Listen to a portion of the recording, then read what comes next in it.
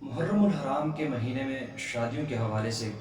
روایات جو ہے من گڑت چلتی رہتی ہیں۔ آج کل تو میڈیا کا دور ہے تو سوشل میڈیا پہ یہ چیز کافی گردش کرتی ہے کہ محرم الحرام میں شادی نہیں کرنی چاہیے، غم کا مہینہ ہے، اس میں شادی کرنے والے جوڑے جو ہوتے ہیں وہ پھر پچھتاتے رہتے ہیں، پوری زندگی ان کی رسوائی کے ساتھ گزرتی ہے۔ یہ بالکل بکواس ہے۔ حضور علیہ الصلوۃ والسلام اور شریعت کی جو تعلیمات ہیں غم کے حوالے سے اور سوگ کے حوالے سے 3 دن بتائے گئے ہیں حدیث میں۔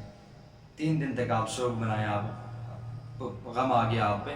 آپ اس غم کو 3 دن منا سکتے ہیں، 3 دن سے زیادہ منانے کی اجازت ہی بالکل نہیں ہے۔ تو پھر یہ کہنا کہ محرم کا مہینہ غم کا ہے، اس میں شادی کرنا اور خوشیاں منانا، اچھے مانا اس کی کیا حیثیت رہے گی؟ پھر صرف اور صرف من گڑت روایات ہیں، صرف اور صرف وہ روایات ہیں جن سے لوگوں کو دھوکہ کیا جاتا ہے، جن سے مسلمانوں کو دھوکے میں رکھا جاتا ہے۔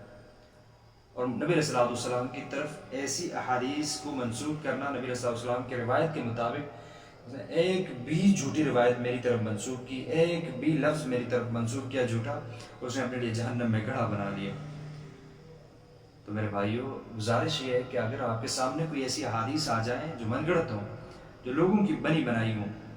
تو پہلے اس کی تحقیق کیا کریں، علماء سے پوچھا کریں،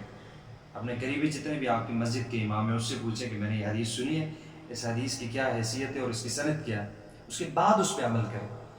تو بات یہ کر رہا تھا کہ محرم کے مہینے میں شادی کرنا اور خوشی منانا کوئی بھی ہو بالکل جائز ہے، کوئی قسم کی ممانعت اس میں نہیں ہے۔